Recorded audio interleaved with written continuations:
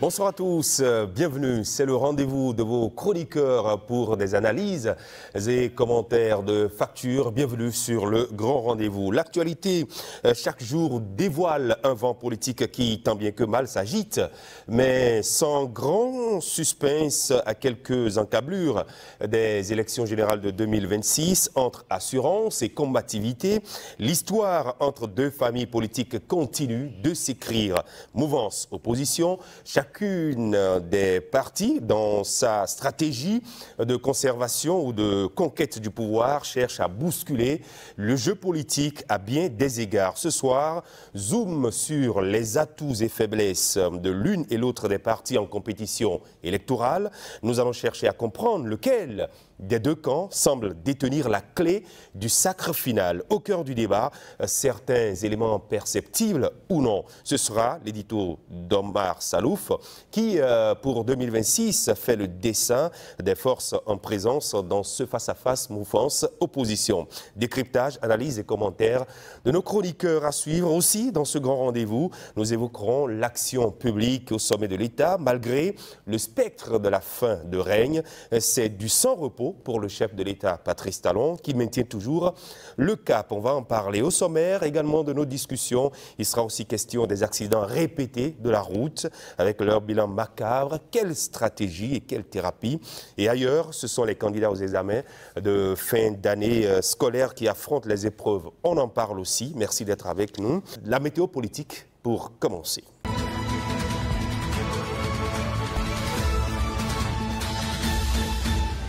La météo politique pour nous installer dans ce grand rendez-vous. Alberto Mardoché-Gounou, bonsoir. Bonsoir Christian Dalida, amis téléspectateurs, bonsoir. Que nous révèle la météo de cette semaine? Installez-vous confortablement, attachez vos ceintures et surtout gardez l'œil ouvert. Ici, on lève le voile sur les manœuvres du moment. On survole les zones de turbulence politique et on termine comme toujours avec la météo, pas celle de la pluie, non, celle des partis politiques. Aujourd'hui, on met en veilleuse les institutions et on file droit vers l'actualité brûlante. Et justement, en parlant de l'actualité brûlante, qu'est-ce que la météo nous propose cette semaine?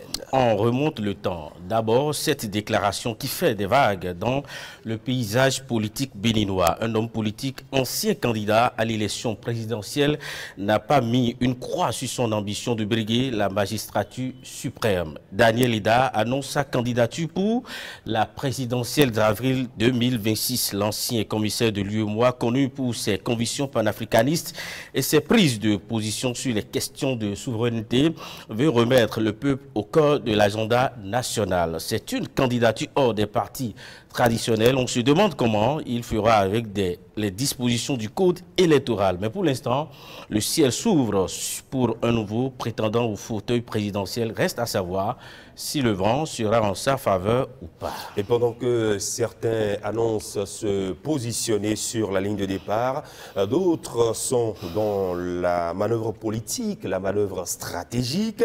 La barque UP, le renouveau, semble prendre de l'eau. Le PRD, vieux routier de la scène politique, se tâte, se consulte et ça pourrait bien secouer la masse Union progressiste, le renouveau. Tout est dans cette lettre du président du parti du renouveau démocratique PRD adressée le 2 juin 2025 au ministre de l'Intérieur. Adrien Oubedi justifie à Alassane Seydou l'existence légale de sa formation politique en réponse à celle émise par l'autorité ministérielle le 26 mai 2025, remettant en cause l'existence du PRD. Cela a suffi pour que, dans sa réponse, le leader du parti arc-en-ciel, en 4 points, démontre que son parti, qui a pourtant fusionné avec l'Union progressiste depuis août 2022, n'a pas disparu. Un nouvel épisode épique dans ce feuilleton UPR que nous suivons avec grand intérêt. Et puis, hors du Bénin, une alerte, le climat politique et démocratique en Côte d'Ivoire, à l'opposition, des acteurs de premier rang sont définitivement éjecté de la lutte électorale. Exactement, c'est une tempête en Côte d'Ivoire. Gbagbo, Soro Blegoudé et Thiam radiés de la liste électorale définitive. La commission électorale indépendante du pays a publié le 4 juin 2025 la liste électorale définitive pour l'élection présidentielle d'octobre 2025. Sur cette liste, les noms de ces figures majeures de l'opposition n'y figurent pas. Les 4 radiés ne pourront ni être candidats à la présidentielle ni électeurs. La décision de la CEI étant insusceptibles de recours, les nuages s'amoncellent davantage sur les ambitions politiques des acteurs précités. Et ce sujet, nous allons l'aborder dans l'œil de l'expert avec notre expert invité.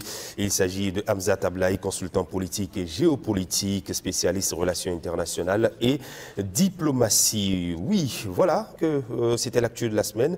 Mais vous restez avec nous, Alberto Mardoché Gounou. La météo politique arrive à partir de cet instant. Que dit la carte météo et les prévisions? Le ciel est-il dégagé? Christian Daria, je vous le dis en vérité ce matin, le ciel n'est pas dégagé. Certains partis devraient sortir les bottes car la saison des averses commence maintenant. Allons-y voir de près. On commence par l'UPR et le BR. Les deux géants de la majorité semblent en zone de calme. Silence radio, litige électoral prolongé dans l'art du statu quo. On aurait presque envie de dire « Allô, y a-t-il quelqu'un ?» Mais tout de suite, la seule voix qui répond, c'est le PRD, brandissant son récépissé définitif dans le nuage de fusion avec l'UP. Sur le terrain, le président de l'UPR multiplie les tournées, serrant des mains comme on ramasse des feuilles mortes, mais la base, elle fait encore la sieste. Chez les blocs républicains, c'est le même air de vacances prolongé. Des vents légers qui peinent à décoiffer la poussière. On évolue en silence. Une stratégie prometteuse à l'heure où la communication politique joue un rôle essentiel dans la structuration du débat public et l'orientation des opinions. Le courant de vent qui s'est installé depuis le début persiste. Hop, hop, direction les démocrates, la plus fine murmure dans l'ombre. Ici, ça gronde à peine, comme une goutte qui tombe sur un toit déjà sec. On dénonce, on proteste, mais la tempête attend encore son heure. Les démocrates parlent fort, mais c'est le silence qui fait le bruit. Étrange paradoxe, Christian Daridjan. On se tourne vers la FCBE, ce nuage hésitant qui tente de faire de l'ombre. Paul Ronquet et son équipe désormais au front.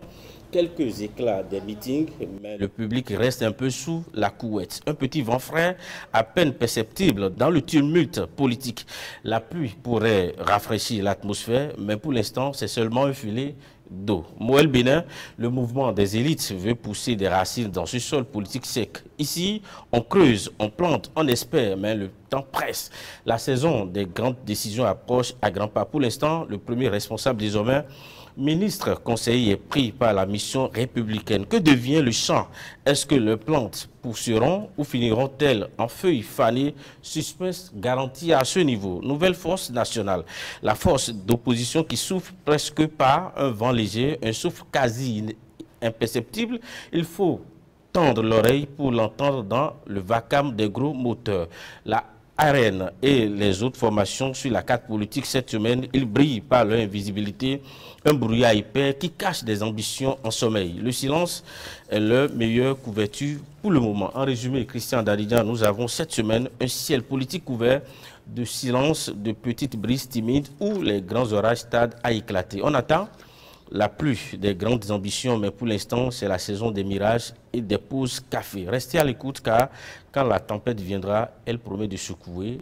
Les vieilles branches tomberont et peut-être les feuilles fanées aussi. La tempête est donc attendue. Alberto Mardoché Gounou, c'était la météo politique et ce sera tout pour ce bulletin ce soir. Vous nous revenez dans une semaine pour les nouvelles sur la carte. Portez-vous bien et surtout prenez soin de vous. Merci beaucoup. Merci bien. Allez, les minutes qui vont suivre seront consacrées au point de vue de nos chroniqueurs.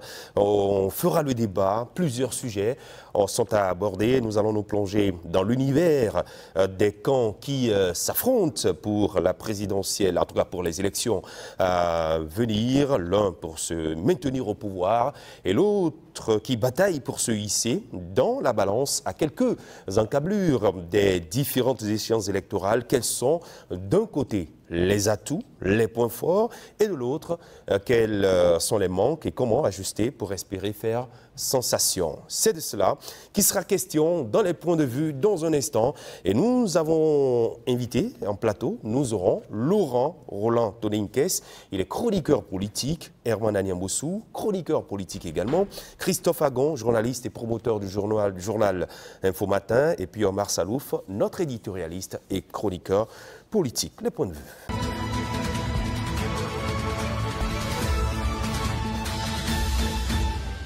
point de vue à partir de cet instant avec nos chroniqueurs déjà installés. Chers messieurs, bonsoir, bienvenue. Je commence par vous. Herman Anemoussou, bonsoir. Bonsoir Christian Daridjan, bonsoir aux amis téléspectateurs du Grand Rendez-vous sur Canal 3 Bénin. Un plaisir de vous avoir. Plaisir partagé. Bonsoir Omar Salouf, notre éditorialiste. Bonsoir politique. Christian, Oui. Bonsoir aux amis téléspectateurs. Merci. Et bonsoir Roland Laurent-Tony-Inques. Christian Daridjan, bonsoir aux téléspectateurs. Bienvenue. Merci. Merci d'être là. Et en plateau, nous avons avec nous un journaliste, un confrère, promoteur du quotidien Info Matin. Bonsoir Christophe Agon. Bonsoir Christian Daridjan, c'est un plaisir de me retrouver enfin sur le Grand Rendez-vous. Bonsoir aux amis du téléspectateurs. Enfin, vraiment. Le plaisir est partagé. C'est le plateau de tous les confrères pour débattre un peu des sujets d'actualité, surtout des grands sujets, faire des analyses sur tout ce qui touche à la politique et surtout que nous allons vers 2026. Il y aura beaucoup de sujets à débattre. Et donc ce soir, nous aurons à parler de la politique de 2026 avec notre chroniqueur qui nous propose ce soir de nous embarquer dans les forces et faiblesses des partis politiques, dans ce face-à-face électoral. Je veux donc parler de Omar Salouf qui nous parle de l'opposition d'un côté, de la mouvance présidentielle également de l'autre côté. Oui, Omar, dites-nous d'entrée. Vous insistez sur la reconfiguration, une reconfiguration inévitable de la classe politique à l'occasion des élections générales.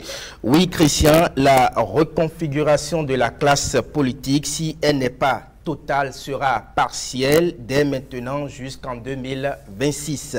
Une reconfiguration qui pourrait s'amplifier à l'occasion de la constitution des listes de candidature. Les frustrés et les déçus, il y en aura dans les deux camps. Et au Bénin, le frustré politique choisit vite de se retrouver dans le camp adverse pour, espère-t-il, bénéficier d'un meilleur traitement et d'un bon positionnement pour prendre sa revanche. Voilà d'ailleurs l'une des faiblesses du système partisan béninois que la réforme n'a pas pu régler. Les mouvements migratoires qui s'annoncent peuvent compter pour beaucoup dans la balance des atouts et des faiblesses des partis politiques selon le cas. Des atouts et des faiblesses des partis politiques, on va en débattre tout à l'heure avec nos confrères. Vous nous énumérez d'abord quelques forces de ces partis. Oui, détenir les parrainages est un atout majeur. L'atout des partis politiques ayant des élus, c'est justement les parrainages qui restent le précieux sésame pour participer à la présidentielle, objet de toutes les convoitises. L'UP, le Renouveau et le Bloc républicain d'un côté, les démocrates et la FCBE de l'autre. Ces quatre partis ont l'avantage d'avoir des élus actifs sur le terrain politique avec chacun un électorat à explorer. Les accords peuvent être établis selon les bords politiques pour désigner et soutenir ensemble des candidats à la présidentielle. Dans le camp présidentiel, les autres partis n'ayant pas d'élus et donc pas de parrainage ont l'avantage d'être du côté de la majorité. L'autre atout de ces petits partis dont eux-mêmes ne se rendent pas compte peut-être, c'est qu'ils n'ont pas la pression de la présidentielle, ils n'ont pas le stress de la sauvegarde des parrainages et de la désignation des duos de candidats. Ils ont intérêt à se concentrer sur les législatives et les communales, travailler d'arrache-pied pour se garantir des élus dans ces instances. Le même conseil est valable pour les autres petits partis se réclamant de l'opposition. Alors, les faiblesses de ces partis, vous nous en parlez également.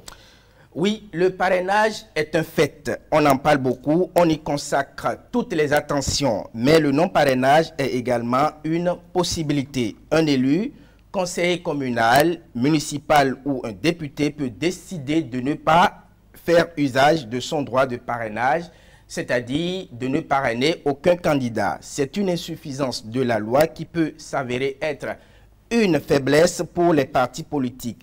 Le parti Les démocrates a exactement le nombre de parrainages exigés, c'est trop limite et la marge de manœuvre est réduite. L'UP, le Renouveau et le Bloc républicain ont un excédent de parrains, mais ils peuvent être affaiblis par des réalités propres à la politique béninoise. La FCBE du haut de sa demi-douzaine de conseillers communaux est loin du compte et les autres membres de l'opposition dont elle se réclame lui collent une étiquette de traître. Nous avons donc une opposition dont l'unité n'est pas réellement perceptible. Le tout ne suffit pas de se mettre ensemble, encore que les clivages sont visibles. Que cela s'appelle cadre de concertation ou autre, le creuset formé pourrait apporter plus de problèmes que de solutions dans un contexte où les besoins ne sont pas les mêmes.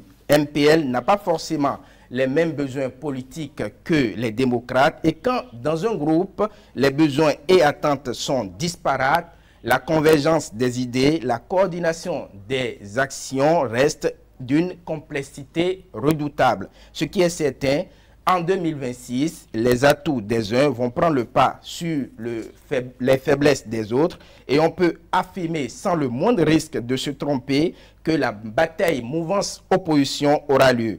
Une mouvance voulant d'une continuité face à une opposition appelant de toutes ses forces à une alternance, un changement de régime. Un régime qui, rappelons-le, aura régné 10 ans d'hégémonie politique pour être précis. Voilà, c'était là votre lecture de ce sujet. Merci à vous, Omar Salouf. À présent, nous allons recueillir les réactions de nos chroniqueurs en plateau. Oui, je commence par vous. Tony Nkes, Laurent, quelle analyse faites-vous de cette réflexion de l'éditorialiste?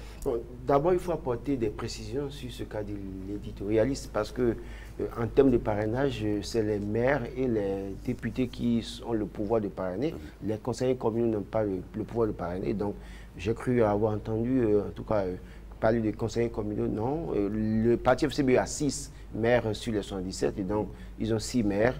Par les conseillers communaux. Ils sont conseillers communaux. Oui, non, oui, mais au fond, en réalité, quand on dit conseillers communaux, c'est à croire que même les conseillers communaux peuvent aussi parrainer. Il faut faire la nuance quand même. Et donc, à ce niveau, et déjà, il faut quand même, il a rappelé aussi également le Parti des démocrates qui a le nombre limite pour le parrainage. Et on sait très bien que dans ce pays, on a caché, et nous sommes à Beaumais-Clavier, et je crois que Christophe Agon ne me dira pas le contraire, on a dû cacher un conseiller communal, on l'a envoyé jusqu'à Boycon pour pouvoir faire ce qu'on a envie de faire pour élire un maire. Souvenez-vous de cette histoire. Et donc, quand le cas où un député, les démocrates, aurait été, se serait retrouvé dans une telle situation hors du territoire, alors qu'il faut donner le parrainage et qu'ils n'ont pas le nombre qu'il faut pour le parrainage, il y a un problème déjà. Et donc, il y a cette situation. Pourquoi le législateur, notamment ceux qui ont la majorité au Parlement, en voulant voter pour ce code électoral, ont exigé ce nombre, alors qu'en réalité, c'était le nombre limite pour un camp qui a la possibilité d'avoir des parrains. Et quand on va plus loin, au niveau de la mouvance, c'est vrai que Abdoulaye Biotchane n'a plus le pouvoir d'être candidat, il n'a plus la possibilité d'être candidat, mais Joseph Diabonou a la possibilité d'être candidat. On sait le tout que ça fait. Et on sait très bien qu'au sein de l'UP, le renouveau, il y a ce que je peux appeler le camp, comment vous appelez le camp Olivier Bokor, qui aujourd'hui se retrouve en difficulté, mais qui observe ce camp-là, qui observe. Il y a le camp Joseph Diabonou également, mais il y a aussi le camp Amoussou Bruno, qu'on a tout fait d'oublier. Parce que n'oubliez pas que pour que Diabonou vienne, il fallait dégager Bruno Amoussou. Et ce camp aussi reste silencieux, observe quand même, quand bien même on voit Gérard Benonci sur la plateau de télévision pour dire qu'il n'y a aucun problème, tout va bien, attention. Il y a aussi ce camp qui va parler. Maintenant, le cas où Joseph Diabonou, président du parti, n'aura pas la bénédiction, puisque au-delà de tout, quand vous prenez l'opposition, toute candidature sera finalement validée par Boni Yahi. Et toute candidature au niveau de la mouvance sera validée, qu'on le veuille ou non, par Patrice Talon. Quand la candidature de Joseph Diabonou n'est pas validée, alors qu'il doit co-signer le parrainage, à quoi est-ce qu'on peut s'attendre? Vous allez voir qu'il y aura une situation ingérable et donc tout sera remis en cause. On sera dans une situation où ça va être compliqué à gérer. Pour vous, il y a plus de faiblesse dans oui, il y a de faiblesse. Ce code-là, ceux qui ont voté ce code-là majoritairement se sont crus assez intelligents. Mais il y a tellement de faiblesse. On parle des élections générales. Là, vous avez fait une fixation sur ce qui pourrait arriver, peut-être pour la présidentielle. Oui, pareil pour les autres aussi. Avant, nous avons beaucoup d'autres. Pour les législatives, les commissaires également, il se peut que, même président du parti, que vous ne soyez pas positionné. Parce qu'on a vu les résultats que vous avez eu par le passé. on se peut décider de ne pas vous positionner. Et ça peut amener une autre situation dans le parti. Au sein des partis. Oui, parce qu'aujourd'hui, malheureusement, c'est 2 maîtres à décider, Boni Yayi et Patrice Talon. Allô, oui, Herman. Je pense que l'une des faiblesses du système partisan, en tout cas de la réforme qu'on nous a présentée, c'est de ne pas parvenir à ouvrir le débat. Aujourd'hui, à quelques enclavés des élections législatives et communales, municipales et présidentielles et tout, on se rend compte qu'il y a une cristallisation du débat autour de 2 personnes. Boni Yayi, Patrice Talon. Quoi qu'on dise, le camp mouvance retrouvé autour de Patrice Talon, le camp opposition retrouvé autour de Boni Yayi. Même s'il y a un autre, oui, il y a un autre camp. Même ce camp aussi, pour avoir un candidat à l'élection présidentielle, est obligé de composer avec Patrice Talon. Oui. Ou alors d'aller voir Boni Yayi. Donc aujourd'hui, je pense que cette réforme qu'on nous a présentée dès le départ, qui était censée finir avec les atermoiements, finir avec les calculs politiciens, finir avec les mouvements migratoires. Aujourd'hui, on constate que ces réformes ont quelques soucis. Quoi qu'on dise, parrainage, quand on en vient au parrainage, que ce soit dans le camp de la mouvance que de l'opposition, les parrainages ne sont pas acquis aujourd'hui. On dit que la Sénat doit organiser des formulaires nominatifs. D'accord, donc si moi je suis Herman Anemvossou, le formulaire de parrainage doit porter mon nom. Et qu'on doit avoir la preuve de ce que le candidat que je parraine soit du parti ou est le candidat du parti. Et donc aujourd'hui, ce qui fait qu'on parle du parrainage, mais on n'a pas parlé du non-parrainage. Le nombre qu'il faut exactement pour avoir les parrainages pour la présidentielle, c'est 28, il n'y a pas 27, il n'y a pas 27,5 et tout. Et donc il faut, dans le cas où un seul des députés démocrates n'arrivent pas à parrainer, ça veut dire qu'il n'y aura pas de candidature pour les LD. Dans l'autre cas aussi, il y a le bloc républicain. Il y a le BR qui décide de décider seul, qui n'a que 28 députés, mais qui a aussi quelques maires en plus, je crois. Et donc, oui, ils ont quelques maires au niveau du BR.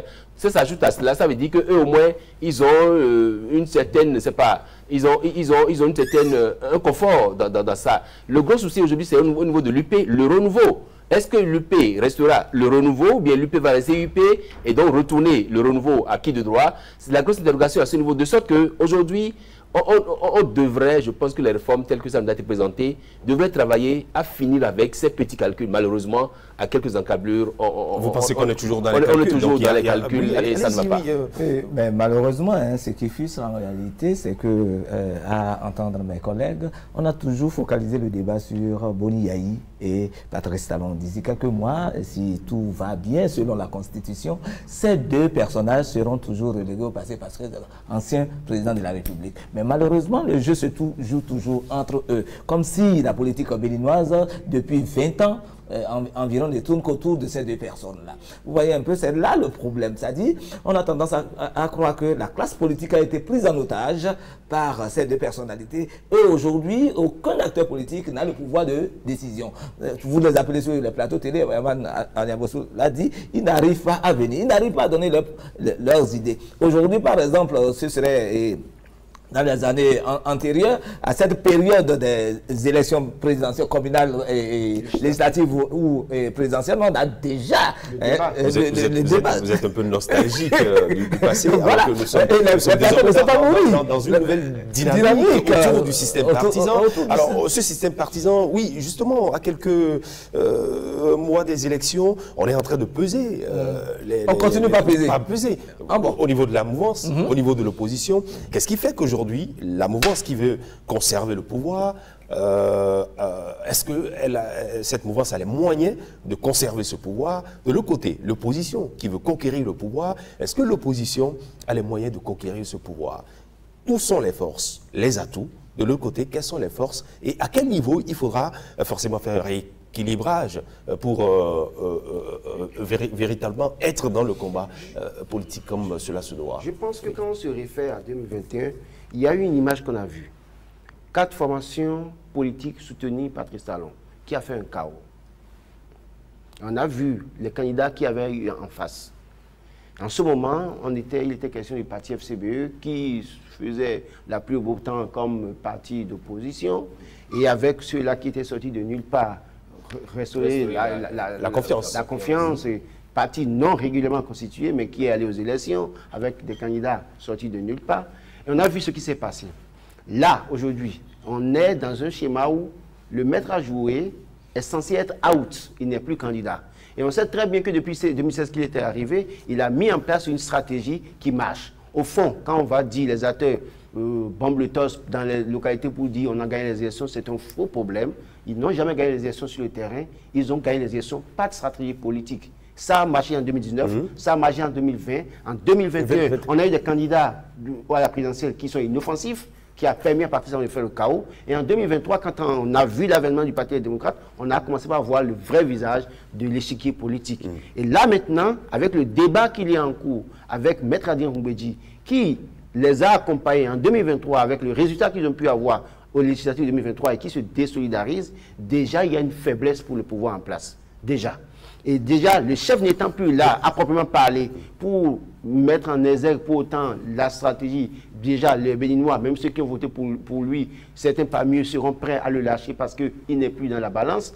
Il y a déjà ces failles, ces faiblesses-là qui vont accompagner le pouvoir en place. Et donc, il va falloir, pour chacun d'eux... On regarde tout cela, oui. Tout ça, je pense que la mouvance a...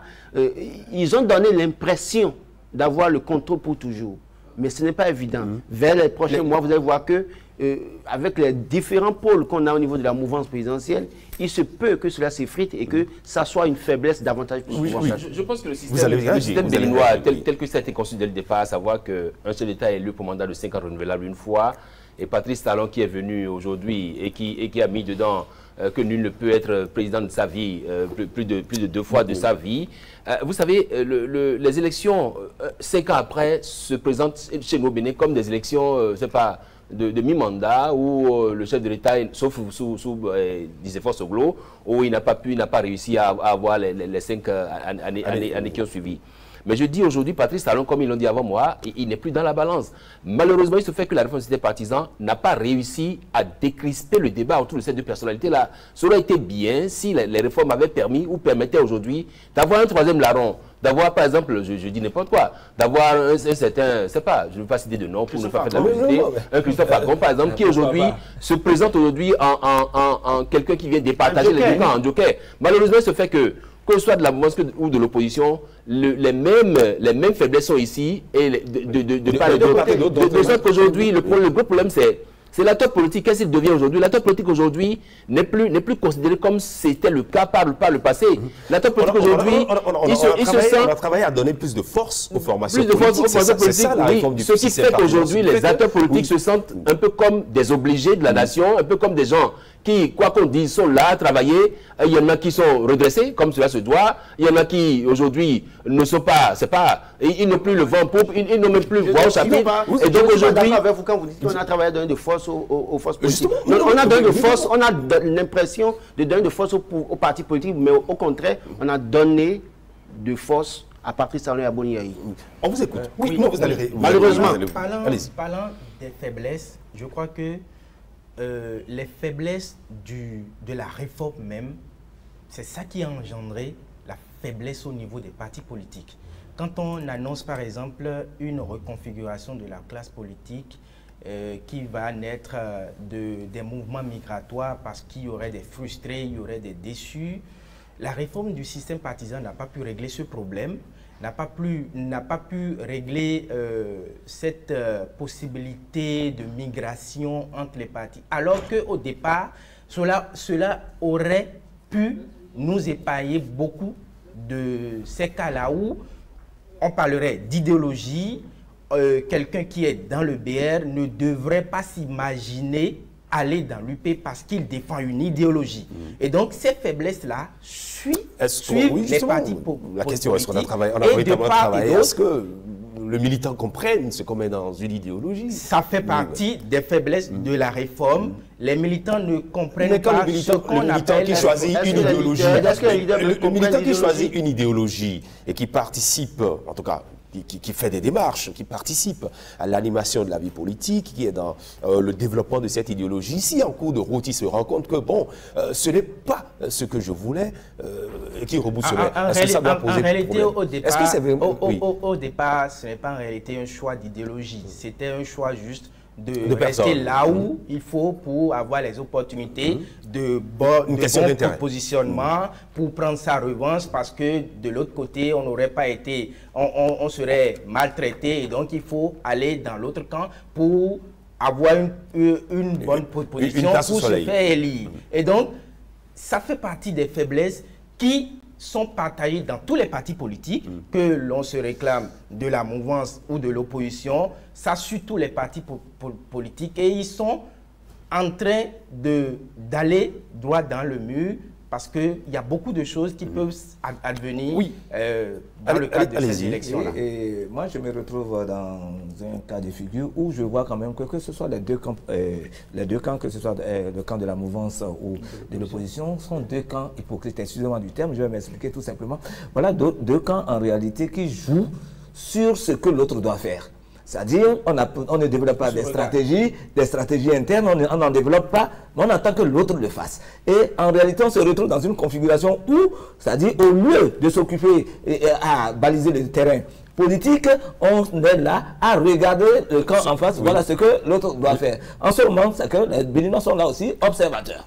Voilà. Donc, sur ce sujet-là, vous ne pouvez pas demander à quelqu'un qui n'a pas assez d'atouts de montrer ses stratégies. Aujourd'hui, et moi j'ai fait la question la fois dernière aux éléments des démocrates, ils disent, nous n'avons que le nombre de parrainages qu'il faut exactement, nous n'avons que 28 parrainages. Si aujourd'hui on sort le schéma et qui n'arrange pas quelqu'un parmi nous, ça veut dire qu'eux, ils n'ont plus de candidats. Et là même, c'est ça qui fait que cette réforme qu'on nous a présentée, je pense que ça présente assez de faiblesses. Parce que ça aurait été bien qu'aujourd'hui, on ait un pouvoir de décision. Et c'est d'ailleurs ça qui fait un acteur politique. Vous avez aujourd'hui des formations politiques qui se disent grands regroupements, disparates, composites et tout, je dis dégénératifs aussi, et qui aujourd'hui ne peut pas se lever le petit doigt et dire oui, nous sommes prêts, voici notre candidat, voici cela, et qui ne peut même pas dire voici comment nous voulons organiser au-delà de ce que dit Herman, il faut quand même considérer le fait que aujourd'hui, au niveau du Parti des démocrates, on l'a rappelé, ils ont le nombre juste de parrainage, mais malheureusement, il y a un débat qui se fait actuellement au sein du parti. Oui. Ce débat, c'est que les députés au Parlement exigent qu'on les mette au même positionnement par le parti, comme en 2023, sauf que c'est la condition pour qu'ils donnent le parrainage. C'est le seul gage d'ailleurs. Donc vous voyez du coup, il y a ce problème au sein de cette fonction politique. Au cas où quelqu'un se retrouverait en quatrième position alors qu'il était deuxième et que ça l'empêcherait d'être député, imaginez ce qu'il pourrait faire de son parrainage. Ouais. Et donc il y a ce cas. Mais au-delà de tout, c'est vrai que les uns les autres l'ont rappelé, et que nous sommes dans un cas de figure où véritablement le Parti des démocrates, ce n'est pas qu'ils n'ont pas d'atout. Le problème, c'est qu'ils ont été dribblés en 2019. En 2020, on a vu le schéma qui a été mis en place. En 2021, on a vu ce qui s'est passé. Il n'est pas le seul à dribbler. Le PRD a été dribblé. Non, justement. Avec l'histoire de Doublon. Le PRD... Le PRD a d'ailleurs rappelé dans sa lettre qu'il a adressée au ministère de l'Intérieur. Et donc, il va gérer ça avec sa mouvance. Je parle des opposants, moi. C'est-à-dire qu'on a vu ce qui lui est arrivé en 2019, 2020, 2021 également, où c'était le parti qui pouvait davantage proposer une candidature assez crédible, qui rassure, mais on a vu les autres faire valoir qui se sont retrouvés dans le jeu pour permettre à partir de donc aujourd'hui, dans ce cas de figure, les démocrates sont tellement prudents qu'ils se disent, et c'est pareil pour la mouvance. La mouvance aussi se dit, les deux camps s'observent. Oui, mais allez-y. Oui, parce que moi je vais vous étonner. Et vous avez parlé de la faiblesse de cette réforme-là. Moi je dis plutôt c'est le contraire. C'est la force de cette réforme qui fait en réalité que les deux partis politiques se regardent en chaîne de faïence. En réalité, parce que cette réforme est tellement forte qu'on sait qu'en moindre erreur, c'est que vous êtes dans le décor. Dans un faux pas. Voilà, dans un faux pas. Alors finalement... Est-ce qu'il faut qualifier ça de force? C'est une force. Pour moi, ça reste une faiblesse. Si c'est une faiblesse, mais nous n'oublions pas, nous ne tablons pas... Et ça irait dans tous les sens. Ce que la réforme ne vous relève. Voilà, oui, c'est ça. Mais les partis politiques en présence actuellement sont les plus grands, je vais dire, ont quand même des forces, ils ont des élus qui sont sur le terrain politique, même si pour certains partis, on ne les voit pas faire des actions, mais ils ont quand même des élus, donc ils sont en contact de la base. Et donc, c'est un atout à exploiter parce que à comparer à un parti politique qui, 10 ans, n'a pas d'élu, mais qui n'existe que de nom, c'est un avantage pour lutter le renouveau, le bloc républicain, même FCBE et les démocrates, parce qu'ils sont présents sur le terrain. Et l'autre chose, moi aussi j'ai fait la question à un politicien qui a dit que le fait de ne pas voir les politiciens sous les feux de la rampe à l'écran ne veut pas dire qu'ils ne travaillent pas. Ça veut dire que peut-être il y a un travail qui se fait en sourdine avec les populations hors micro et caméra. Et donc, oui, de quelle manière, quelle population? C'est à quoi qu'ils ont sous-marin. Oui, aujourd'hui, je pense que... Peut-être que c'est la nouvelle stratégie trouvée parce qu'on a rappelé que qu'est-ce qui impose cette stratégie selon vous? Les deux camps se regardent. Ce qui impose cette stratégie, c'est justement parce qu'on n'a pas envie d'ébruiter ces stratégies, on n'a pas envie de faire connaître ces stratégies pour alerter le camp adverse, pour alerter le camp en face. Et donc, on trouve pour stratégie pour donner les moyens au camp adverse de se préparer pour affronter, c'est tout. Je prends ça plutôt pour une faiblesse. Parce qu'aujourd'hui, ça se passe comme si on a dans une bulle des acteurs politiques qui savent à quel jeu ils jouent et une population qui est à la base, qui ne sait rien, qui ne doit rien savoir. Parce que nous sommes à quelques mois des élections. C'est comme si les populations n'ont pas un choix majeur à faire, c'est qu'on attend juste le moment venu pour dire voici nos candidats et les populations doivent dire oui, nous allions derrière eux pour qu'ils soient élus. Je pense qu'en réalité, ça tue le débat politique. Ça ne permet plus aujourd'hui à ce que la population sache dire mais telle personne on l'a déjà vu à l'œuvre. Et c'est ça ce que j'appelle faiblesse. Aujourd'hui, Yahi Boni a déjà dirigé le pays pendant 10 ans. Il a laissé le pouvoir, Patrice Talon a pris le pouvoir. Aujourd'hui, il n'y a plus une troisième force aujourd'hui en présence si ce n'est pas Daniel Eda qui se présente dans la candidature et tout. Politique, on saura ça, Quelle force politique? Avec l'histoire de parrainage, ça plombe tout. Ça plombe tout avec l'histoire de parrainage. Le problème aujourd'hui avec le parrainage, d'ailleurs, même quand on évoquait le cas du Parti des démocrates, en fait, on a connu dans ce pays un match amical, qu'ils vous souviennent. Et qui vous souviennent que ce match amical, on a vu ce que ça a donné entre le général Mathieu Kékou et Bruno Amoussou. Le cas où, par exemple, le Parti des démocrates, le candidat du parti n'arrive pas à avoir le nombre de parrainages. Le parti BR a les 28 parrainages, le parti Union Progressiste a les parrainages, bien évidemment. Et n'oubliez pas FCBE qui est à la porte chez la mouvance chaque fois, tous les matins, qui toque pour dire ouvrez, je vais parrainage chez vous. Et donc, le même cas de figure qu'on a eu en 2021 risque de se produire où ceux qui ont peut-être l'étoffe de véritablement mouiller le maillot ou ceux qui le peut peut-être entre griffes peut compter comme les partis des démocrates, n'arrivent pas à avoir la possibilité de candidature, et que ce soit un Paul Roumpé qui revienne encore en tant que candidat de l'opposition, ou alors que lui-même n'ait même pas le parrainage, mais que les démocrates, et pardon, vous vous rappelez de ce débat au Parlement où quand il fallait partager les sièges, le BR s'érige en opposition, et l'UP dit qu'ils sont de la mouvance. Donc, il y a ces cas de figure qui montreront finalement que cette réforme du système dont on parle, ça a été en réalité un jeu de dupes, et les gens pensaient être plus intelligents à un moment donné et gagner tout. Mais dans le fait de l'action maintenant, on se rend compte que tout le monde a dormi. Avec cette réforme, nous avons il y a plusieurs élections. C'est peut-être le fait que nous avons des élections générales que nous constatons un peu. Ce n'est pas le même code qu'on a utilisé en 2023. Le code a été modifié. Et on parle du code modifié aujourd'hui avec les nouvelles dispositions qui constituent un problème. Je ne parle pas des autres codes. On vous écoute. Ce qui est un peu différent dans ce jeu politique, c'est que nous avons des acteurs politiques forts par les partis politiques et non forts à la base. Des acteurs politiques en réalité qui ne sont pratiquement rien que ce sont les partis politiques fabriqués de toutes pièces.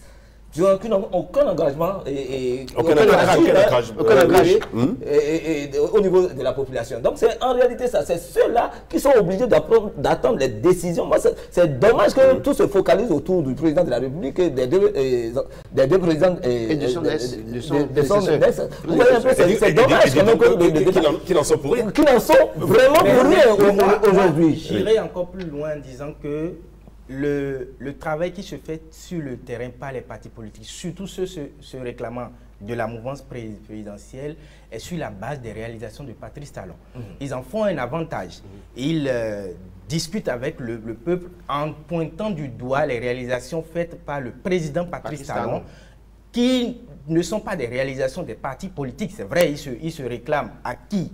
À la cause ils accompagnent le programme d'action et ils le rappellent. Ils le rappellent. Oui, mais je voudrais juste insister pour dire que si ces partis politiques travaillent en intelligence, ils peuvent user de cet avantage-là pour davantage convaincre les populations. Voilà. Et l'autre avantage qui pourrait aller dans le sens du parti, les démocrates, c'est que nous savons au Bénin que quand on est en fin de régime, on n'est pas très bien vu par le peuple parce que le peuple estimant que voilà, vous avez fait 10 ans, passé, nous allons voir une autre page de notre histoire et tout. Et donc, ça peut avantager le parti, les démocrates, s'ils savent s'y mettre. C'est bien triste qu'aujourd'hui, après tant d'années de démocratie, qu'on en soit à faire un débat autour de deux camps seulement.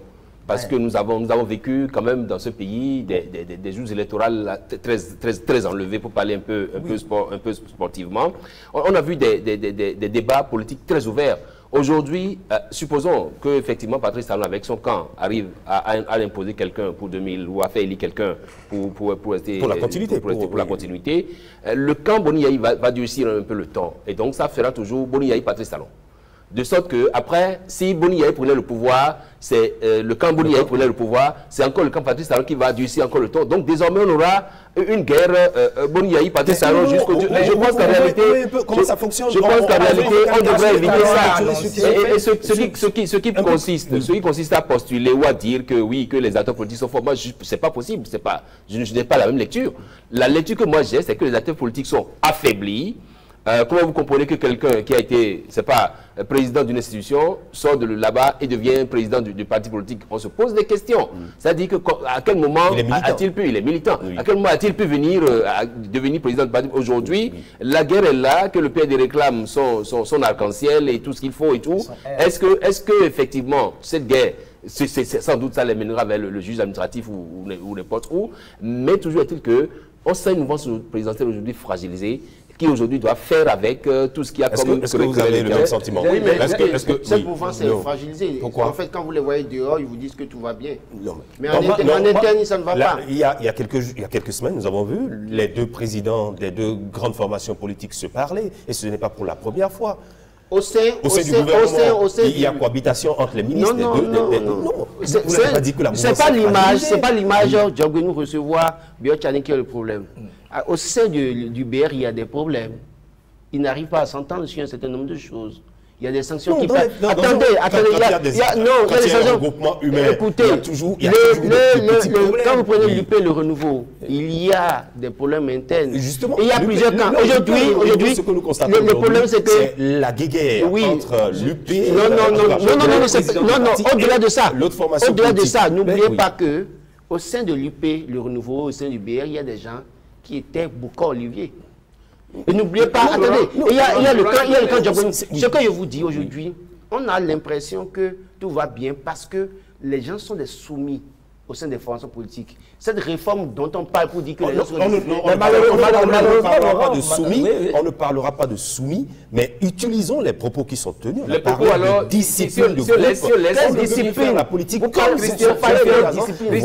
Si on laisse alors soumis, on parlera d'obligés. C'est des obligés. C'est soumis et des obligés. Et mieux. Je voudrais faire un éclaircissement là très rapidement. C'est-à-dire que vous parlez des deux présidents, UPR et PUBR. Oui. Les deux n'ont plus la même vision aujourd'hui. Oui. Et pourquoi Abdoulaye Biotchani est folklore. Il ne peut plus être candidat à une élection présidentielle. Oui. Excusez-moi. Pendant que Joseph Djogouenou, lui, il sait aujourd'hui qu'il se dit aujourd'hui que c'est son qui a sonné. Justement, il a besoin du soutien, de l'accompagnement de l'autre, de sa formation politique. On a parlé de la majorité présidentielle qui veut conserver le pouvoir. C'est de ça qu'il est question. Sauf qu'il y a des... Mon problème aussi, au niveau des deux camps, les faiblesses sont encore à venir. Il y en a déjà, mais les faiblesses sont à venir. C'est le choix du candidat qui va aller. aux élections présidentielles. Que ce soit du camp, du côté des démocrates, le choix de Boni Yayi ne serait seulement pas le choix des autres aussi, sûrement, parce qu'il y a certaines choses aussi qui se décident en interne. Oui. Nous entendons les échos. Nous voyons des prises de position de certains acteurs aussi de cette formation politique. Abdoulaye Biotchani ne peut plus être candidat à la présidentielle, mais il peut être candidat à une élection législative. Oui. Pourquoi pas devenir Président de l'Assemblée nationale? C'est une possibilité. Donc, il a intérêt en allant dans un processus d'accord parlementaire. À voir cette mouvance politique-là unie. Le dialogue entre UP et BR, il a intérêt à ce que ce dialogue continue. De l'autre côté, Joseph Diogbenoum c'est normal, il a les ambitions, il a l'âge pour être candidat, il remplit toutes les formalités et tout. Mais la grosse question, c'est que est-ce que la base politique serait d'accord avec lui? On reviendra sur le débat, on reviendra en plateau pour parler de la base politique, en tout cas des différentes formations politiques. Mais très rapidement, les autres partis, je ne veux pas parler de... Vous parlez des mini-partis? Non, pas de mini-partis. Un parti, c'est un parti. Il n'y a pas de mini-partis. Les partis satellites. Les partis satellites du côté de la majorité présidentielle, où ces partis se retrouvent où dans le débat? Justement, et c'est de ça qu'on parle en réalité. Vous voyez, il y a une multitude de formations politiques au sein de la mouvance aujourd'hui. Le PRD était dans l'UP avec son R, et on a Moël Bénin, on a Renaissance nationale. Mais véritablement, quand vous suivez le débat, et même quand ils font le débat au niveau de l'UP, le renouveau, ou bien au niveau du Bloc républicain, vous n'entendez pas parler des autres formations politiques. Oui. C'est à croire que ces gens n'existent pas, ils sont comme avec nous, mais écoutez, ils n'ont pas le choix. Les deux têtes de pont de ces deux formations politiques sont ministres conseillers, mais au fond, dans le débat du fonctionnement, est-ce que vous sentez que les gens s'intéressent à eux? Quand ils prennent des initiatives, le plus souvent, vous ne les voyez pas. Les gens ne les associent pas. D'ailleurs, ça a été le problème déjà avec Renaissance nationale, SUDBN, avec le Bloc républicain. Oui. Et aujourd'hui, on constate le problème avec le PRD et l'UP. Donc, vous voyez un peu, c'est ce qui veut dire que quoi? Les autres formations politiques veulent tout arracher à elles seules et oublier les autres formations politiques. Et au sein de la mouvance, en dehors de cette... je l'ai dit, hein, qu'il y a des problèmes internes de grandes formations politiques, mais après, si on ne prend pas garde, on risque d'avoir aussi des problèmes avec cette coalition qu'on a eu en 2020. J'ai l'impression que les grands partis politiques, en l'occurrence UP et BR, regardent du haut les autres partis que nous venons de citer. Ils sont peut-être considérés trop petits pour être pris en compte, peut-être, mais ils ont quand même intérêt à faire avec eux, puisque c'est la même mouvance présidentielle, et donc, pour ne pas rendre les voix émiettées et tout, ils ont intérêt à se mettre ensemble.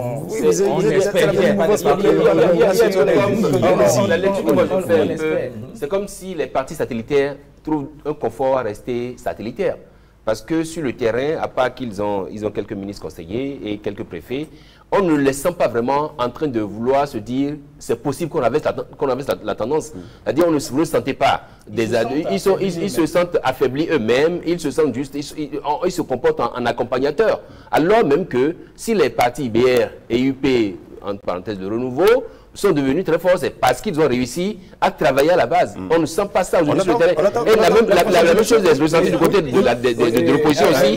Parce que côté opposition aussi, il y a aussi des partis qui n'ont ni d'élu ni rien, mais qui s'efforcent, on les voit en train de parler, qui vont au chapitre, qui travaillent, et qui montrent effectivement, ils ont quelque chose à vendre. J'ai l'impression qu'il y a une erreur que font ces partis politiques-là. Le fait de ne pas avoir d'élus et donc pas de parrainage, les confine, les recule, comme s'il n'y a que la présidentielle qui arrive.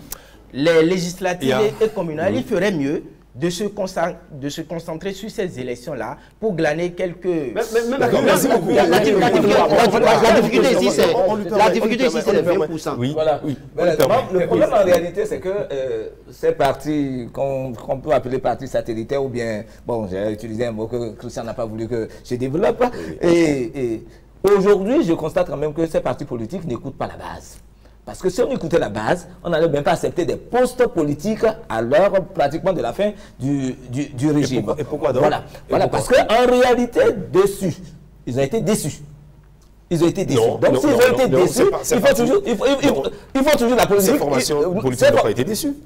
Vous êtes sûr? Non, c'est pas ça. Autant virer dans le... Oui. En fait,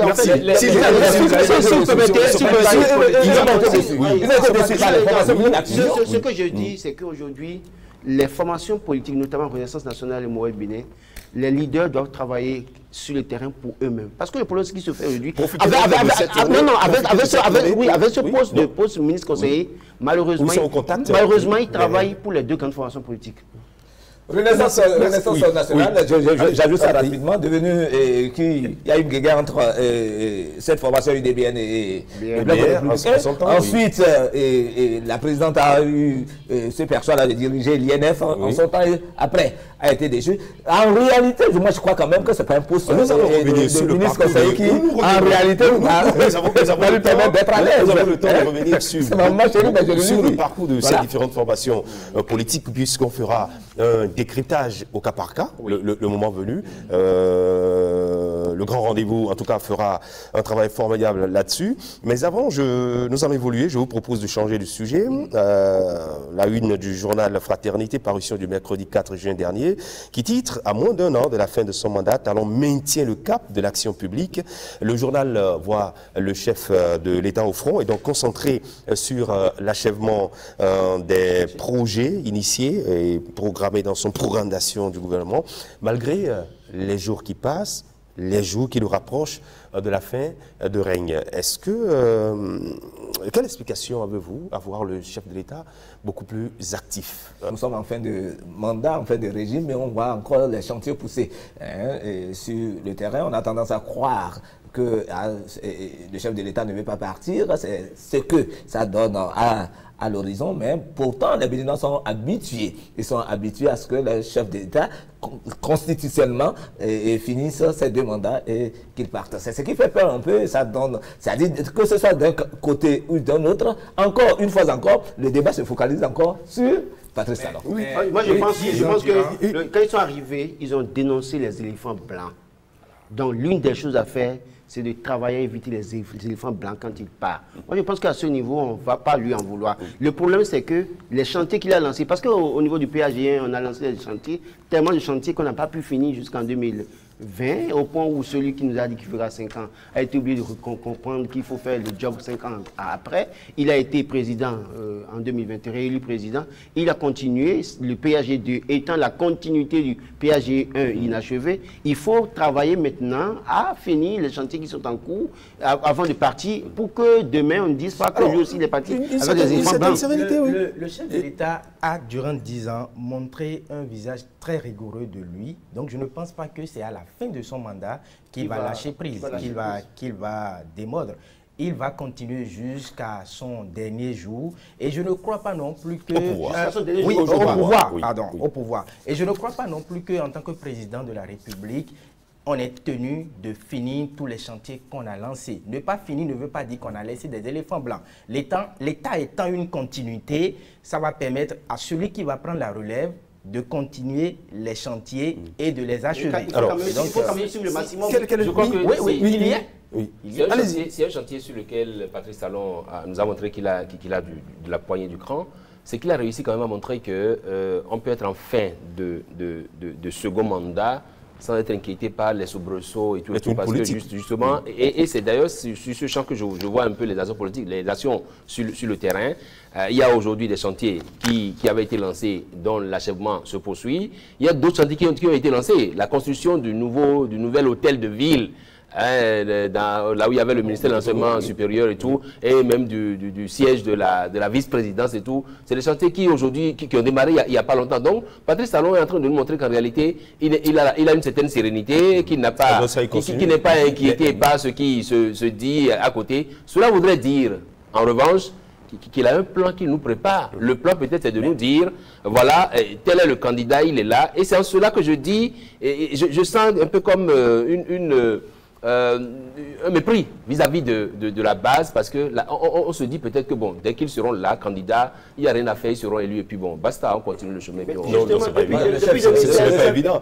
C'est stratégique politique qui ont fait. Vous voyez un peu, le chef de l'État, à l'entame de son premier mandat, a dit qu'il fera 5 ans. Après les 5 ans que c'est fini, quand 5 ans on peut faire le job. 5 ans après, il a dit non, il y a des chantiers, il a compris, il a continué. Le schéma, encore le même schéma en train de se montrer. Voilà des chapitres. Ce n'est pas pareil. Vous parlez de la Constitution. Vous parlez de la Constitution. Voilà. On va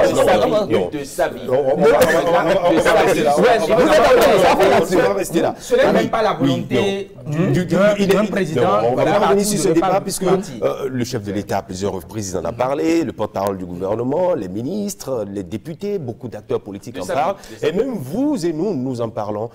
Constitutionnellement, ce n'était pas possible. Le chef de l'État l'a dit clairement. Le chef de l'État a dit parlons à présent de ce sujet. Parlons à présent de ce sujet qui devrait franchement qui nous interpelle, c'est ce que je voulais dire, des morts, des blessés, des infrastructures qui sont dégradées, chaque jour avec son lot de victimes sur nos routes, Dassa, Glazoué, Ndali. Dans la région de Bassila, tout récemment, bien de communes en quelques jours qui ont connu des cas graves d'accidents. On n'en finit pas de déplorer l'imprudence de certains automobilistes. Oui, moi j'y vois 3 problèmes.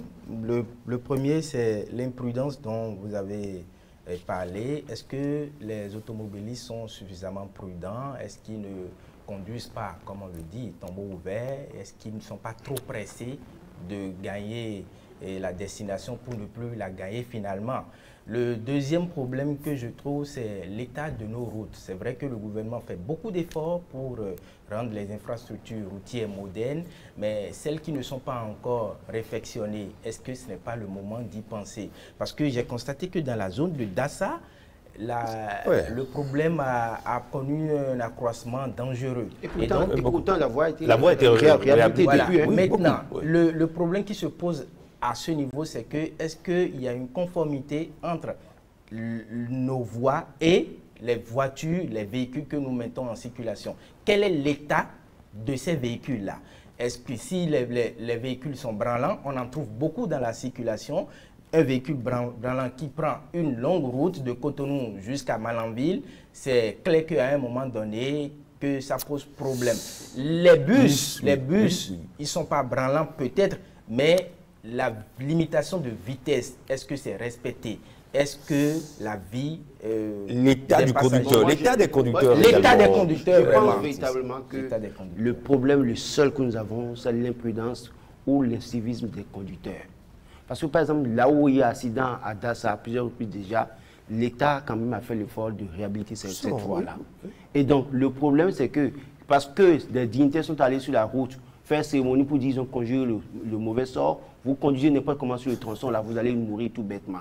Je pense que c'est l'imprudence. Et les gens doivent pouvoir suffisamment prendre conscience de ce que, surtout ceux qui sont transporteurs, conducteurs de bus ou les transporteurs, les conducteurs de camions doivent pouvoir suffisamment comprendre qu'il y a la vie des citoyens en danger sur ces tronçons. Quand ils sont au perché dans ils sont les maîtres de la route. On conduit et malheureusement, puisque c'est des tronçons, tant compte tenu de ces zones qui sont inhabitées, l'État ne peut pas éclairer ces tronçons-là. Et donc, il faut conduire avec beaucoup de prudence. Parce qu'on a vu, si vous voulez que l'État aille éclairer là-bas, on a vu le tronçon Godomé, pas où les gens sont habités, les gens habitent, pardon, mais vous voyez que des Béninois sont allés voler les batteries. Donc, dans cette condition-là, quand vous roulez dans ces zones-là, faites attention pour vous, faites attention pour ceux que vous devez faire attention à ceux avec qui vous partagez la route. Et je crois qu'il faut commencer par trouver une peine assez corsée pour ces personnes-là.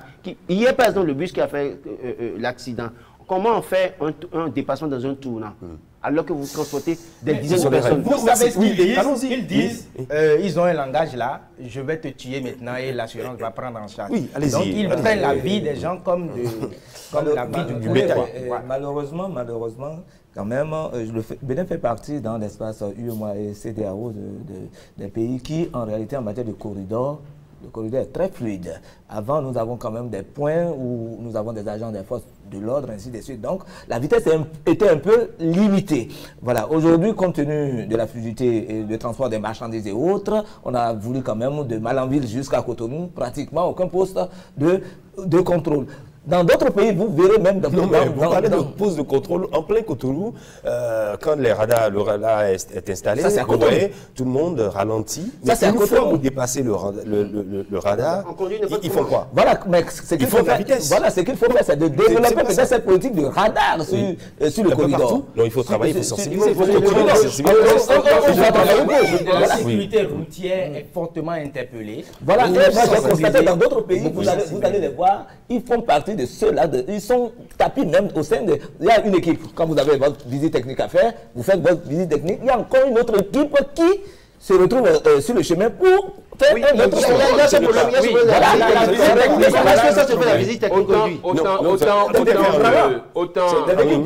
autant on peut incriminer l'état du matériel roulant sur nos routes, il faut aussi regarder du côté des conducteurs de ces engins, leur état. Qui est-ce qu'on recrute aujourd'hui pour conduire les bus de transport en commun? Qui est-ce qui aujourd'hui se retrouve au volant des camions, des gros porteurs? Ils sont très souvent surexcités. D'abord, c'est des jeunes. Ils ingurgitent tout. C'est-à-dire, on mélange café, tramol et à tapon, cigare. On met tout ça là et puis on boit parce qu'on veut tenir le volant dur jusqu'à Malanville ou jusqu'à je ne sais où. Donc je pense qu'en réalité, il doit avoir un contrôle. Oui, il manque de repos. C'est pourquoi il parle de l'état de ceux qui conduisent les trucs là. Il manque de repos. Et c'est des gens qui doivent prendre la route d'ici jusque pour des destinations lointaines. Je pense qu'en réalité, on devrait faire des contrôles inopinés sur le terrain. Donc interpeller le CLSR, le centre, le CLSR, pour qu'on puisse à un moment donné mettre des éléments qui contrôlent l'État. Dans ce pays, il y a un conducteur de véhicule qui est arrivé au boulot et les patrons ont décidé de faire le contrôle il avait des effluves. Il avait des effluves. Quand il a soufflé dans le ça a explosé. Non, c'est que mais est-ce qu'il n'y a pas les effluves? Parce que moi, si le taux d'alcool dans les bouches n'a pas bougé. Il faut faire contrôle sur le terrain pour qu'on puisse voir à peu près. Parce que vous évoluez, vous voyez des gens faire des dépassements et vous demandez ce qu'il va faire devant là. C'est quoi? Je pense qu'il faut mettre un numéro vert dans les bus désormais, collé au-dessus du chauffeur. Non, quand je vais fil, vous alertez et le point de police prochain là est déjà informé. Et quand le bus est les passagers aussi parfois disent aux chauffeurs d'aller vite. Excusez, là on a parlé que des grandes voies, des longues distances. Même dans Cotonou, vous voyez des gens qui arrivent au carrefour, klaxonnent pour dire. Surtout les camions. Les camions. Et là, des policiers sont là et on ne peut rien. Alors qu'on peut alerter le prochain point de contrôle. Les camions, il y a tel qui arrive, contrôler son état. Les fruits, voilà. C'est un autre phénomène. Il faut contrôler l'état mental, l'état psychologique de ceux qui conduisent ces véhicules-là. Un petit mot sur les examens de fin d'année. Tramol. Un petit mot, oui, qui se déroule normalement bien. Le CEP est passé. Demain, on a le BPC. Oui. C'est l'aboutissement d'une année scolaire. Et donc, le BPC, c'est mardi à partir de mardi. Lundi étant chômé. Et donc, c'est l'aboutissement d'une année scolaire. Ceux qui ont été sérieux durant l'année scolaire vont prier pour être accompagnés par l'inspiration qu'il faut pour travailler. Celui qui n'a pas étudié, bon, il doit compter sur la chance. Il ne doit pas compter sur le préparé. Destiné préparé. Il ne doit pas compter sur le préparé. Et que les parents, moi je suis chrétien, je le dis, mais que les parents privent les enfants des veillées samedi, dimanche. Ce qui n'a pas pu apprendre dans toute l'année scolaire. Que les parents aillent prier pour les enfants, mais laissent les enfants se reposer et avoir la tête fluide pour aller composer mardi. C'est très important. D'accord. C'est le moment pour moi de remercier fier chandelle à tous les acteurs. À tous les acteurs, parce qu'en réalité, il n'y a pas eu de grève dans le secteur public. L'année scolaire s'est déroulée correctement. Donc, je crois qu'il y a de quoi pour que le pourcentage soit un peu élevé aussi. Ce qui est heureux, c'est qu'on assiste à une fin d'année heureuse, avec des examens qui se déroulent très bien, et donc des enfants qui vont composer. Sauf que malheureusement, ça se passe en saison pluvieuse. Je crois que la pluie est en train de faire ceci. Je crois qu'il fut un temps, il y a eu cette réflexion, qui a postulé à ce qu'on puisse organiser les examens en une saison où il ne pleut pas beaucoup. Ils ont tenté de ramener ça, sinon nous composé en juillet. On a composé en juillet dans ce pays. On composé en juillet parce qu'il y a grève. Donc justement, oui, mais en fait, en même temps qu'on décèle une fière chandelle au gouvernement pour l'organisation des examens, il faut aussi demander au gouvernement de faire un tour du côté de nos universités. Parce que des enfants composent et ne retrouvent pas leur copie. Oui. Et ça continue à cause dans nos universités. Dans nos universités, des enfants composés et ne pas leur copie. Il faut qu'on essaie de faire pour ça. ce qui concerne Les parents doivent se... On ne peut pas déplacer les examens parce qu'il y a plusieurs gens qui tuent quelqu'un. Que les parents prennent les dispositions pour amener les enfants dans les centres d'examen, même s'il pleut. Avant, on composait dans des... Il y avait des compositions dans des centres qui étaient bien souvent inondés et autres, mais à un moment donné, je pense que la direction des examens rigoureusement les différents ministères. Moi, je crois quand même que si on peut même ramener en mai, c'est bon. Voilà. Il y a un travail qui a été fait. Merci beaucoup. Merci, cher monsieur. On est d'accord. Merci, cher monsieur. La période des examens. Cher monsieur, merci beaucoup. Merci, Herman. Merci à vous. C'est moi. Laurent, merci. C'est un plaisir. Renouvelé. Renouvelé. Voilà, merci. Et merci à notre éditorialiste. Allez, nous allons poursuivre. D'autres sujets sont à aborder en quelques minutes avec notre expert dans l'œil de l'expert. Rien n'a bougé entre le Bénin et le Niger, est-on censé le dire, dans le processus de rapprochement et de reprise de la coopération tant souhaitée.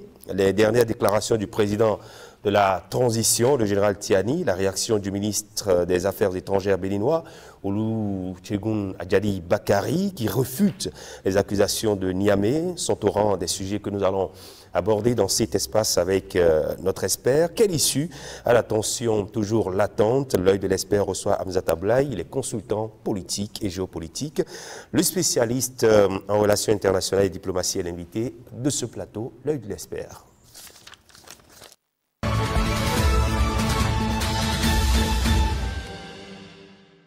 L'œil de l'expert à partir de cet instant avec notre consultant politique et géopolitique, déjà installé en plateau. Hamza Tablaï, bonsoir. Bonsoir. Bienvenue, vous êtes spécialiste en relations internationales et diplomatie. Eh bien, dans les 15 minutes que nous aurons à passer ensemble, on va parler du Bénin, nous irons du côté du Niger et puis par la suite en Côte d'Ivoire. Oui, rappelé par sa hiérarchie, en février dernier, l'ambassadeur du Bénin à Niamey a fini par perdre son poste. Il est annoncé son remplacement, la fin d'un chapitre dans le premier cas pour ouvrir un autre dans un second.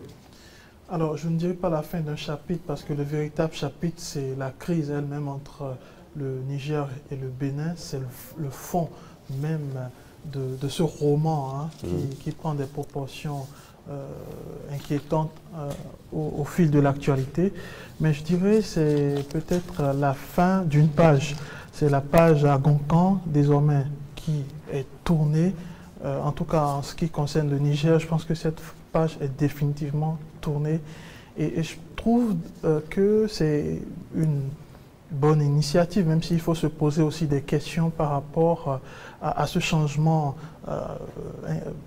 intriguant de la part de la diplomatie béninoise, puisqu'il a été confirmé à la tête de cette ambassade il y a encore quelques semaines, comme vous venez de le rappeler.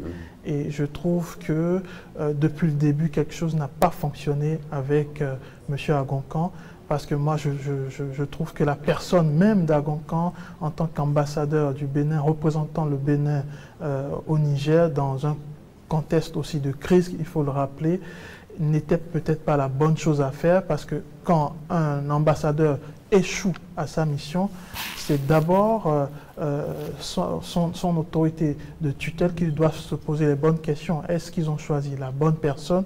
Est-ce qu'ils ont été en mesure surtout de trouver les bonnes pistes de solutions face aux problèmes qui étaient sur le terrain? Et je trouve que sa prise de parole également à Niamey, qui a précédé son premier appel à Cotonou, a été catastrophique, parce qu'un diplomate, en principe, un représentant d'un État dans un contexte de crise, doit mesurer ses propos, doit peser ses mots à la balance et surtout doit interroger sa hiérarchie vis-à-vis de ce qui doit être dit ou surtout de ce qui ne doit pas être dit.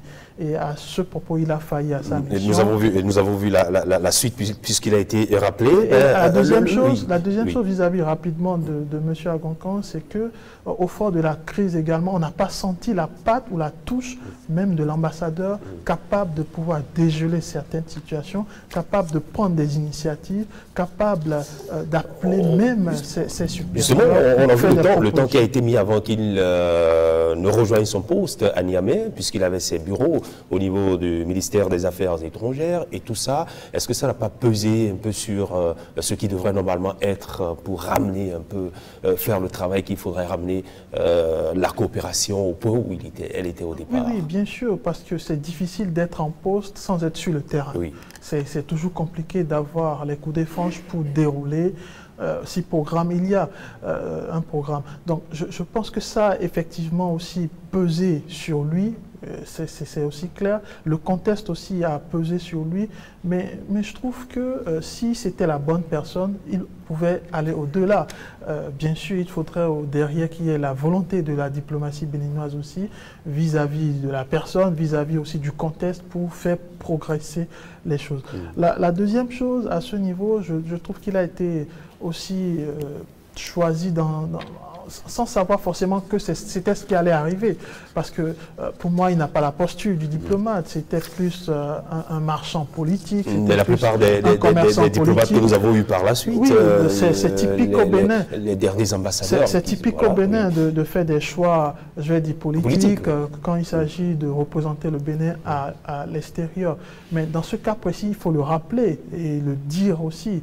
On est en face de quelqu'un, d'une figure qui incarne plus un commerçant politique, qui incarne plus une figure politique et beaucoup moins un diplomate. Mais une fois qu'il est à ce poste, je pense qu'à un mois d'intervalle, la crise en juillet a éclaté à Niamey et dans un contexte vraiment très tendu où la CEDEAO et le Bénin également, avec des mots très durs à l'encontre du régime du général Tiani, je trouve que l'ambassadeur Agonkan s'est retrouvé dans un bourbier sans précédent et il n'a pas su véritablement jouer son rôle, il n'a pas su véritablement également compter sur... et il n'a pas été véritablement accompagné aussi, ça il faut peut-être le préciser, parce que comme vous savez, il y a toute une équipe qui accompagne les ambassadeurs. C'est pour ça que je dis, c'est vous qui le dites, parce qu'il a été accompagné effectivement. Il n'a pas été que nommé. Je pense qu'il a eu une équipe autour de lui, mais sa personne est au-dessus de cette équipe parce qu'il est l'ambassadeur. Et au nom justement de ce titre, au nom justement de ce rôle, il se doit d'avoir la posture de l'ambassadeur et surtout avoir la prudence diplomatique qui est très importante dans le jeu. Alors la suite, il est annoncé une nomination, la nomination d'un nouvel ambassadeur avec les relations actuelles entre Niamey et Cotonou. Est-ce que la nomination d'un ambassadeur passerait du côté de Niamey? Oui, dans ce jeu de rôle, je crois que Niamey n'a pas son mot à dire. C'est un représentant avant tout du Bénin, de l'État béninois. Et si l'État béninois décide de rappeler son ambassadeur, il le fait. Et si l'État, dans un deuxième temps, décide de choisir un autre capable d'assurer et d'assumer le rôle d'ambassadeur et de représentant du Bénin au Niger, c'est de son droit. Ici, la question est de savoir qui est-ce qui peut véritablement incarner ce poste d'ambassadeur du Bénin à Niamey, tout en ayant en tête et en conscience, bien sûr, que c'est un contexte de crise.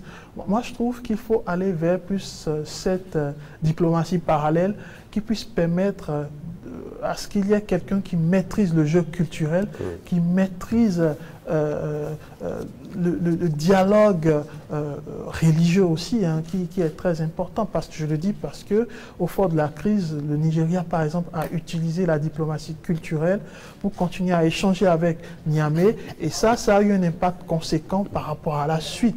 Donc, Je pense que si on choisissait quelqu'un qui maîtrise la culture, qui peut utiliser la diplomatie culturelle comme un moyen efficace d'entamer un dialogue ou un moyen efficace surtout de faire en sorte que les deux parties puissent entendre raison, ce serait quand même important. La deuxième chose, à ce niveau, je trouve également qu'il ne faut pas exclure que le Bénin, malgré ce contexte, continue de jouer son rôle, c'est-à-dire le rôle de celui qui veut avant tout désamorcer la crise, de celui qui est volontaire pour que la crise puisse se désamorcer. Et la diplomatie, effectivement, est en train de mettre tous les moyens à ce niveau pour que cela puisse être réglé. Alors, une dernière sortie, on reparle toujours de la tension entre le Bénin et le Niger. On va revenir sur cette dernière sortie du président de la transition, le général Tiani. C'était le 31 mai où il déclarait que la frontière du Niger avec le Bénin restera fermée au motif que le Bénin abriterait des bases où s'entraîneraient, selon lui, des djihadistes. Le Bénin, par son ministre des Affaires étrangères, Olusegun Bakari, refute ces accusations qu'il qualifie de graves et sans fondement. Sommes-nous dans un combat sans fin avec des déclarations peut-être non justifiées? Alors, je pense qu'il faut analyser les déclarations de Tiani sous une posture simple. C'est que le Niger, à l'instar du Mali et du Burkina Faso, sont en train de se retirer de ce giron néocolonial qui a été instauré depuis 1960. Et je pense que dans cette posture, le Bénin est vu désormais comme étant le porte-flambeau de ce vers quoi eux, ils ne veulent plus s'identifier, ce vers quoi ils ne veulent plus vraiment s'identifier. Et je pense que cela peut s'entendre, c'est un discours qui peut s'entendre, mais cela, on peut dire que le général Tiani en fait de trop. Il en fait de trop dans la mesure où, je suis d'accord avec vous, c'est des accusations sans fondement. Il n'y a pas de preuves concrètes vis-à-vis de ce qu'il dit. Encore plus qu'un État ne peut pas abriter une base militaire sans que les autorités de tutelle, sans que le pouvoir législatif ne soit informé. Donc je pense que c'est du tout et du n'importe quoi. Quand on veut tuer son chien, on l'accuse de rage. Et je crois qu'aujourd'hui, le Bénin est dans cette posture du chien enragé, en tout cas selon Niamey, et il faut à tout prix le justifier ou le dire d'une façon ou d'une autre et le prouver. Ça, c'est une chose. La deuxième chose, je pense que dans ce concept de souveraineté un peu débridé que le Niger épouse à travers ce régime, on doit aussi respecter la souveraineté des autres. Respecter la souveraineté des autres, c'est respecter le choix de leurs partenaires. Si le Bénin décide que les partenaires avec qui il doit désormais dealer sur le plan administratif, sur le plan politique, géopolitique, diplomatique et même sur le plan sécuritaire, ce n'est pas le problème du Niger. Ce n'est pas du tout le problème du Niger parce que justement les États sont souverains. Bien sûr, en établissant ce genre de rapport, en établissant ce genre d'alliance, il faut penser surtout à ce que cela ne déstabilise pas un État voisin, comme cela s'est observé dans les années 70-80, c'est-à-dire des États nouaient des alliances avec des partenaires étrangers dans le but de déstabiliser leurs voisins. Et ce n'est pas le cas du Bénin. Moi, je voudrais qu'on soit clair là-dessus. Aujourd'hui, le Bénin n'a aucun intérêt à déstabiliser le Niger voisin. Et c'est de ça qu'il s'agit. Il s'agit surtout du jeu des intérêts. En relations internationales, on dit souvent qu'il n'y a pas d'amis, il n'y a que des intérêts. Le Bénin trouve son intérêt, en tout cas aujourd'hui, à nouer ce type de partenariat stratégique de défense, de sécurité avec ces étrangers ou ces pays occidentaux. Et c'est ce qu'il va falloir comprendre du côté de Niamey. Et l'autre chose, et je finis là-dessus, c'est que bien sûr, le Niger est très important pour le Bénin. Ça, on ne doit pas le nier. Et la réouverture des frontières est attendue de la part des populations. Et je trouve qu'aujourd'hui, on ne doit pas déplacer le problème. Le problème, aujourd'hui, est très simple. Il faut penser à trouver les voies diplomatiques, les moyens diplomatiques pour qu'il y ait désormais une réouverture des frontières et qu'il y ait surtout un retour la calmie du côté du Bénin. Surtout que le Bénin maintient toujours le dialogue, oui, comme l'a rappelé son ministre des Affaires étrangères. Fait beaucoup d'efforts. Le Bénin, par le passé, a commis beaucoup d'erreurs aussi, il faut le dire. Et peut-être ça continue de jouer dans la conscience collective du régime nigérien. Parce que aussi en diplomatie, la confiance est un élément clé pour continuer à dialoguer, pour continuer à discuter. Et dans ce contexte, sur quel levier faudra-t-il appuyer pour un retour à la normale? Moi je le dis depuis le début de cette crise, il faut miser sur la diplomatie parallèle qui doit être axée sur la culture dans un premier temps, la culture bien sûr avec les électrons qui gravitent autour, les chefs religieux, les chefs traditionnels, les chefs coutumiers, tout c'est ensemble. Parce qu'on partage une coutume, on partage une culture avec le Niger depuis plusieurs années, et d'ailleurs les peuples n'ont jamais attendu l'État pour mener ce type d'échange. Donc je trouve qu'il va falloir se concentrer sur la culture comme moyen de dégel de cette crise. Et le deuxième volet, c'est de miser aussi sur, je vais dire, les partenaires économiques. Parce que vous savez, entre le Niger et le Bénin, grâce à ce corridor Cotonou-Niamey, il y a énormément de transporteurs, énormément d'hommes d'affaires, énormément d'opérateurs économiques qui dealent directement avec les États et qui pour moi ne sont ni nigériens ni béninois. Quand vous êtes opérateur économique, vous n'avez pas de frontière en principe. Et la fermeture de cette frontière révèle un véritable problème. Nous avons eu les conséquences sur plusieurs années déjà. Donc, il faudrait également se concentrer ou miser sur ces opérateurs économiques comme moyen aussi de dégeler cette crise.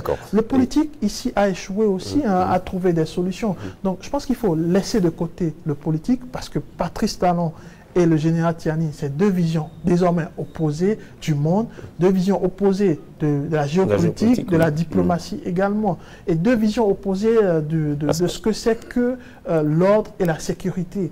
Ces deux visions opposées. Donc ça ne marchera pas si on remet la politique au centre des échanges. Donc il faudrait aller vers la culture, il faudrait aller également vers les opérateurs économiques. Un peu comme vous l'avez rappelé. Exactement, parce qu'ici, nos intérêts économiques sont importants, voire même précieux, si les frontières sont réouvertes du côté...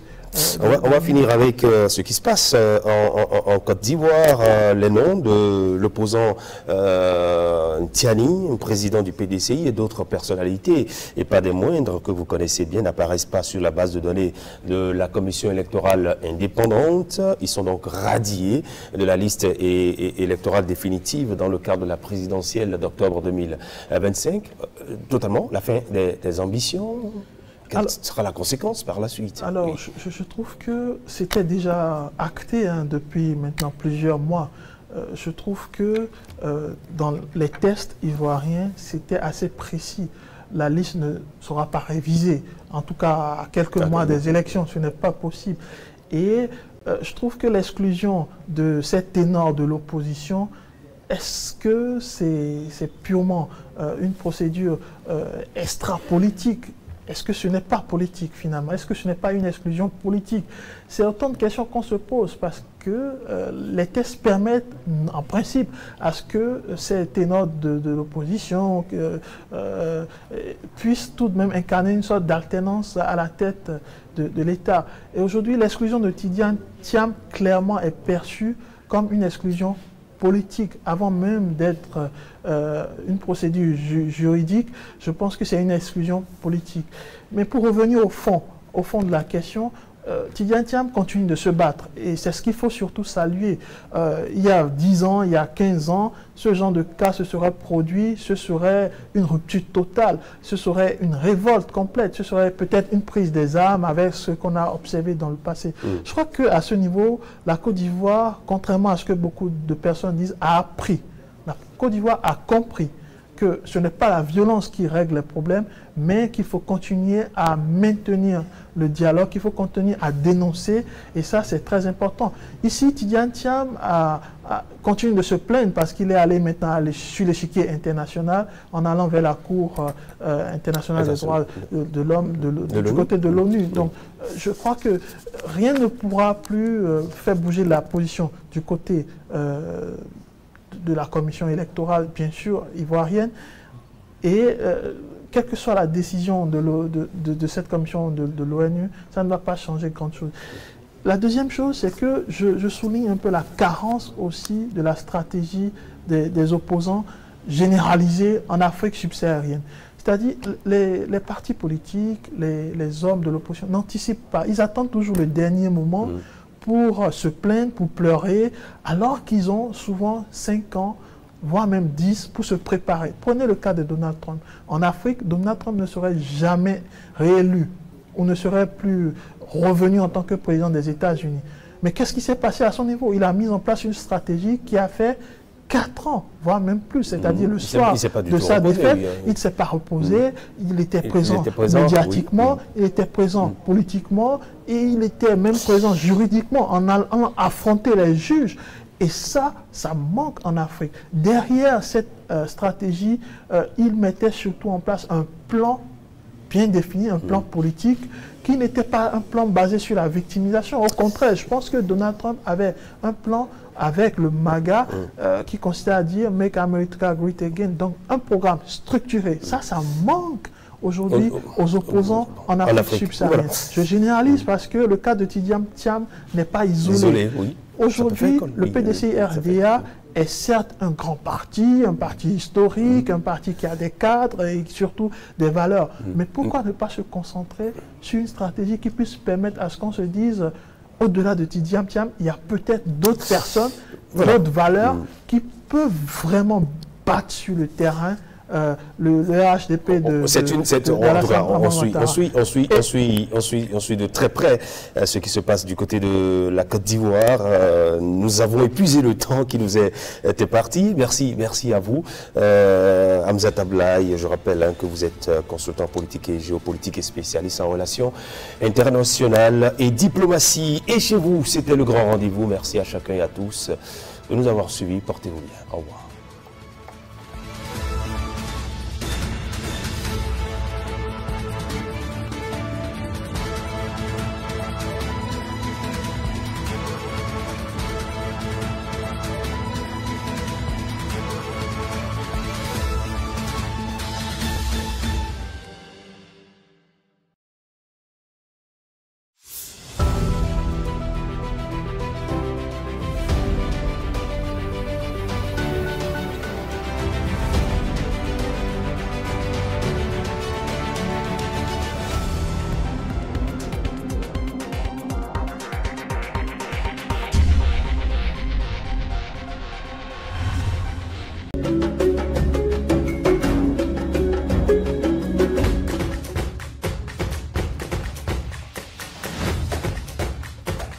Bienvenue à cette nouvelle édition de Canal Sport, notre rendez-vous hebdomadaire qui, chaque semaine, vous permet d'avoir des nouvelles du monde sportif béninois et d'ailleurs. Matteo Arlenvi, vous le connaissez? Oui. Jouer loin de ses bases et se qualifier, ce n'est pas évident. Hein. Au départ, vous y croyez? Au départ, bien sûr qu'on veut jouer au Bénin tous les matchs, mais pour l'instant, on est à 6 matchs, 0 défaite en Côte d'Ivoire, mais bien évidemment, on préfère jouer les matchs à Cotonou et au Stade de l'Amitié ou au Stade de Charles de Gaulle. Candide, bonsoir.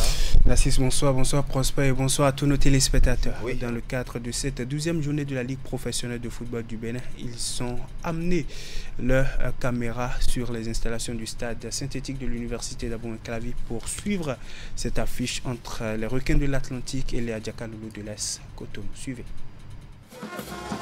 Les Requins de l'Atlantique ont vécu une très belle soirée en assurant au sortir d'une victoire de prestige face à l'AS Cotonou, comptant pour la 12e journée de la Ligue Pro du Bénin.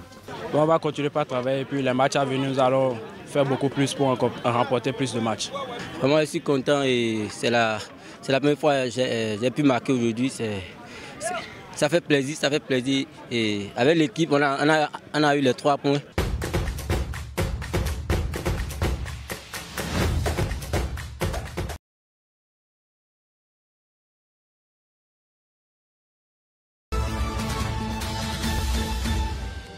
Au cœur du débat, certains éléments perceptibles ou non. Ce sera l'édito d'Omar Salouf qui, pour 2026, fait le dessin des forces en présence dans ce face-à-face mouvance-opposition.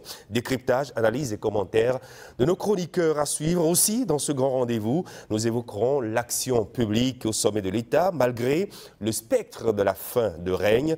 C'est du sans-repos pour le chef de l'État, Patrice Talon, qui maintient toujours le cap. On va en parler au sommaire également de nos discussions. Il sera aussi question des accidents répétés de la route avec leur bilan macabre. Quelle stratégie et quelle thérapie? Et ailleurs, ce sont les candidats aux examens de fin d'année scolaire qui affrontent les épreuves. On en parle aussi. Le PRD, vieux routier de la scène politique, se tâte, se consulte et ça pourrait bien secouer la masse Union progressiste, le renouveau. C'est une tempête en Côte d'Ivoire. Gbagbo, Soro Blegoudé et Thiam radiés de la liste électorale définitive. La commission électorale indépendante du pays a publié le 4 juin 2025 la liste électorale définitive pour l'élection présidentielle d'octobre 2025. Que dit la carte météo? Il est prévision. Le ciel est-il dégagé? Moël Bénin, le mouvement des élites veut pousser des racines dans ce sol politique sec. Ici, on creuse, on plante, on espère, mais le temps presse. La saison des grandes décisions approche à grands pas. Nouvelle force nationale, la force d'opposition qui souffle presque par un vent léger, un souffle quasi imperceptible. Il faut tendre l'oreille pour l'entendre dans le vacarme des gros moteurs.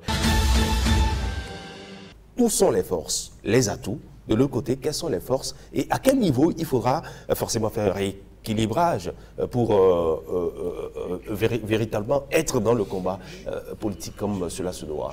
Avec Maître Adrien Roumbédi, qui les a accompagnés en 2023 avec le résultat qu'ils ont pu avoir aux législatives 2023 et qui se désolidarisent, déjà il y a une faiblesse pour le pouvoir en place. Malheureusement, ce fait que ce soit de la mouvance ou de l'opposition, les mêmes faiblesses sont ici et de part et d'autre. De sorte qu'aujourd'hui, le gros problème, c'est l'acteur politique. Qu'est-ce qu'il devient aujourd'hui? L'acteur politique aujourd'hui n'est plus considéré comme c'était le cas par le passé. Voilà deux camps en réalité qui jouent sur ce que l'autre doit faire.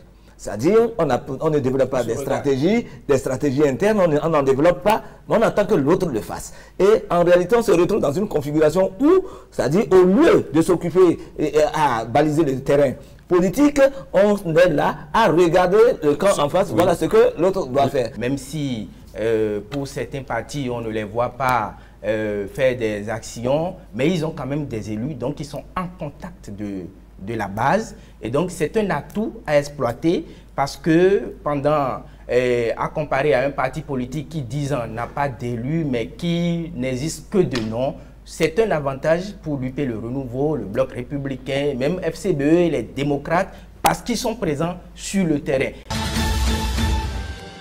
Dans l'œil de l'expert, rien n'a bougé entre le Bénin et le Niger, est-on censé le dire, dans le processus de rapprochement et de reprise de la coopération tant souhaitée.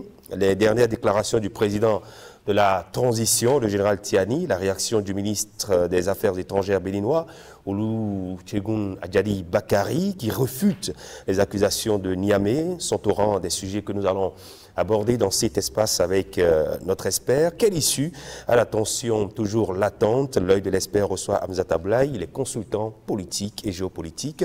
Le spécialiste en relations internationales et diplomatie est l'invité de ce plateau, l'œil de l'expert. Les relations actuelles entre Niamey et Cotonou, est-ce que la nomination d'un ambassadeur passerait du côté de Niamey? Oui, dans ce jeu de rôle, je crois que Niamey n'a pas son mot à dire. C'est un représentant avant tout du Bénin, de l'État béninois. Et si l'État béninois décide de rappeler son ambassadeur, il le fait. Et si l'État, dans un deuxième temps, décide de choisir un autre capable d'assurer et d'assumer le rôle d'ambassadeur et de représentant du Bénin au Niger, c'est c'est de son droit.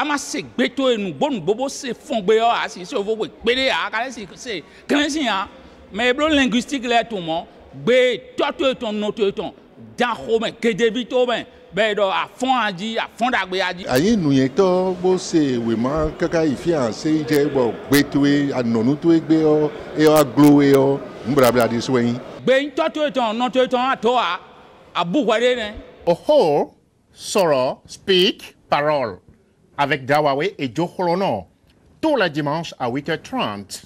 Même aux États-Unis, nous suivons ça. C'est intéressant. Thank you. Benevisunu, benevinyono, mikudo leerwenu, mibokudo pantekoto, plaole dokoto, ewe zomba minamo, dojiri egbeo, men bido kwidwe, bo zingiri gbo do disipa mionpo, mindonado, do gan ko je bo mi me do gbele mi mo mi de o nuku kwa wa jije me mi na no won nu wa egbe ton pataki o mi na tun e ton do mejire nuku kwa wa jije me na no mi de lo na ti nu gege me nu do propo mi ton e do mi po e gan lo me dimburo todo mi wele mi na do mi do mejire o ku o we kuro jo dawa we tabaski o we wa ye o Nedu elogbo akari la pon le na igbo do o kan France so to me sile mi egbe ma ko ya kulo san pe di mo mi ko do hweduwe a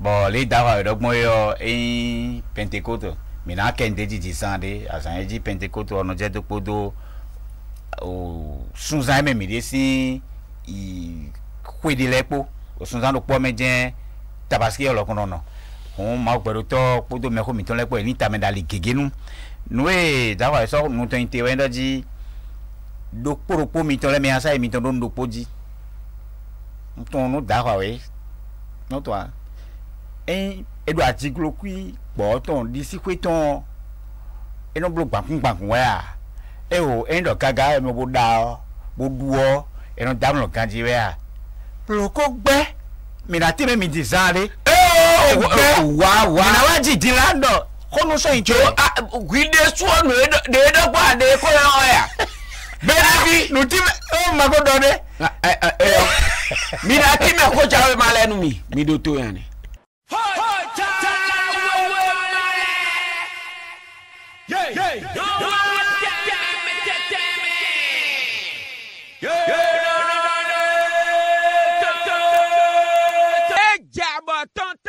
Mina tentando menjide beten bada en general wanga sumvino pro ene dabo tari la cloche beton ungla bodo beten bada porte à l'épaule c'est 4 étoiles wenen to me benevisun podo yon panado mo jeme lo na tentando menjide akwanpa malada dansa ton e blo nu wiwa ene oni do ma di elo e waye One attention de général, corps aérien, mais d'accord, c'est ça d'abord tani.